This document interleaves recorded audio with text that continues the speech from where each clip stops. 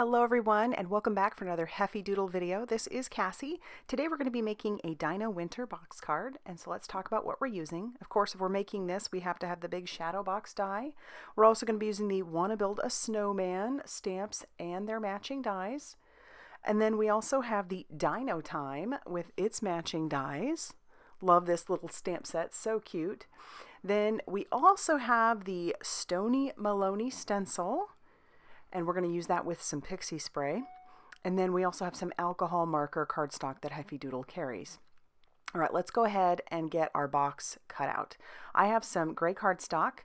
I'm going to cut out one box that looks just like this, or one piece, and then I'll need one more piece, but that piece will have to have a frame. So you end up with two pieces.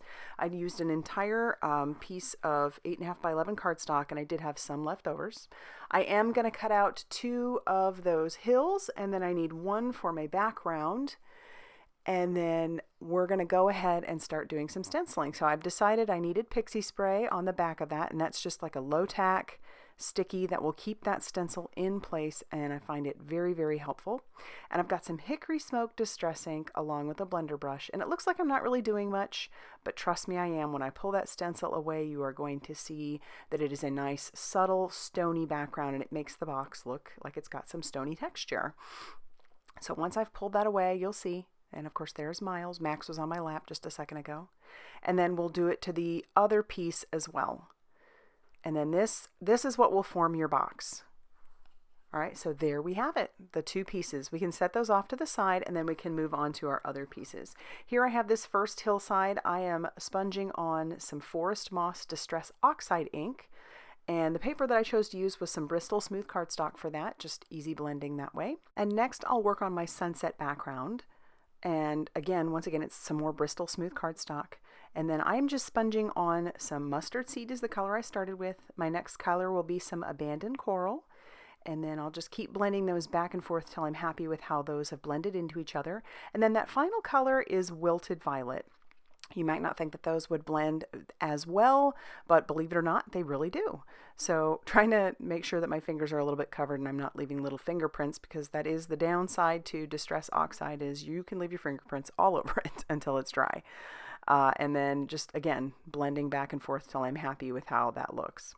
I'm going to put this into my makeshift splatter box and use like a copper colored metallic paint that I have, just using a little bit of water and a tiny paintbrush. I'm going to splatter that all over my background. I love how that copper color just kind of, you know, it brings it all together. And I'll even put it on my grassy hillside.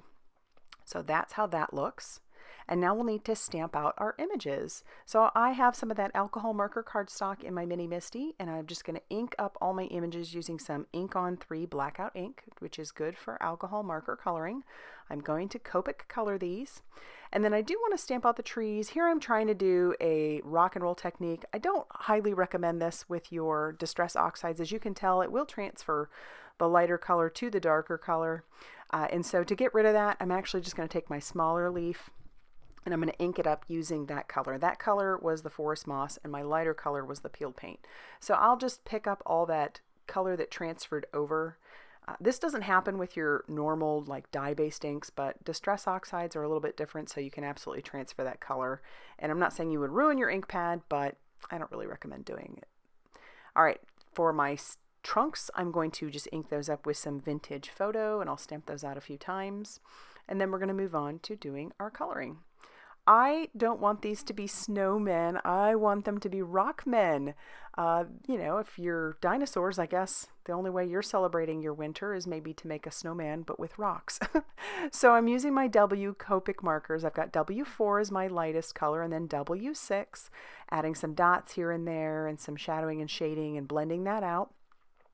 I'll even then work on my snowman after I've gotten all of my big rocks taken care of. But yeah, make little rock men. I just thought that would be kind of fun. I've seen it done with the snowman, but it was a sandman for like a winter scene with like some beach critters, which I thought was so super cute. So I thought we could do that with some little T-Rex and stuff. All right, we're also going to bring in some W8 and W9 for his hat, and then the coal on his chest. And then I'll blend that back in together with the W4, just trying to add a little bit of highlight there. And then when I'm happy with that, we'll move on to coloring our T-Rex. I went ahead and colored his little carrot nose with that YR14. My next color, my next darker color will be YR18. And we'll just bring that in for some little dotting along with some shadowing and shading. Well, I guess I don't do the dotting with my YR18, but I will bring in my E99, which is a color you might not think would go with that, but it's more of an orangey brown, and it works really well with these two colors. And so I'll just add some dotting on our little T-Rex that way. And then his tummy is going to be YR1 or YR08 and YR19. For this little guy, we've started with some BGs. That was BG57. And then we'll come in with BG18. And then our darkest color is actually going to be BG07. It's not as dark, it's not super dark, but it's a little bit. And then I'll bring in that B18 again and do some dotting with it. I tried it with the BG07 and they were subtle dots, they were nice, but I'm going to bring in that BG18 and put the dots in a little bit better that way. I don't show it, but I did color his little scarf and his hat using some red and green Copic. It was just nothing was too earth-shattering to show. So I didn't show it. I'm going to bring in a white gel pen for a little bit of highlighting. This is something that I kind of struggle with, is the highlighting with a white gel pen or adding dots. It's just not something I'm very good at. I don't do it quite as often as other folks do, but I always admire when people are able to do it. I just feel like I go one step too far and then put in a little too much. All right, now we're going to take the matching dies along with our Heffy Doodle mini die cutting machine, and we're going to cut out all of those images using that mini die cutting machine. This takes a second to get them all cut out, but I love it. Leaves a nice little white border. And now we need to assemble our box. So I kind of do this not backwards, but I'm showing you a way to do it. I put down my scene panel first, which I shouldn't have done. I should have put this piece in first, that's why I'm glad I didn't completely push down my background scene, my little sunset. And you're going to want to use a very strong adhesive when you are putting the box together. I don't recommend like a dry adhesive. Even a score tape I don't feel like is quite strong enough. So a liquid glue is probably your best bet. So I've put that one piece together. Make sure you are reinforcing those score lines, which is what I'm doing. And then I went ahead and put my box together after I grabbed just that first panel of the hill. I do bring in another panel, and I do that later, so you can add more to it even after you've put it together. It is possible. But I'm putting this first hill down, and that's when I realized after I got the whole box put together that I needed another hill. It just wasn't quite enough, and I wanted this to be nice and three-dimensional. So one hill is fine, but I definitely wanted a second. So I should have put that in before I closed all this up. However, it still works. So once again, using that liquid glue to make sure that everything is nice and adhered. And I know that Heffy Doodle has some new glue in the shop. I haven't got my hands on it yet, but I imagine it's probably pretty amazing. All right, before I put that next hill in, I am going to put a few pieces in there. I'm putting in one of the palm trees. And if you wanted to make this a Christmas card, not just a winter card, you could bring in some like sequins and put those on the palm trees to make it look like they were lit up with some Christmas lights. That would be kind of fun. But right now all I'm doing is just kind of adhering pieces down to my scene, adding some boulders there. And here's where I have one more hill. I'm going to cut this down. I don't want it to be quite as tall, so I've cut off about 1/4 inch, and then I am going to adhere this inside. It does take a little bit of finagling. You're going to have to work it since I already put everything together, but it is very doable. So I'll put glue on the one side and stick that in where I want it. And then this is where I will push things mostly down and then kind of stick my glue inside there and then push that all down so that it adheres to the other side. So it is doable, but if you decide later on you want to add more to it, you absolutely can, just to show you that you can.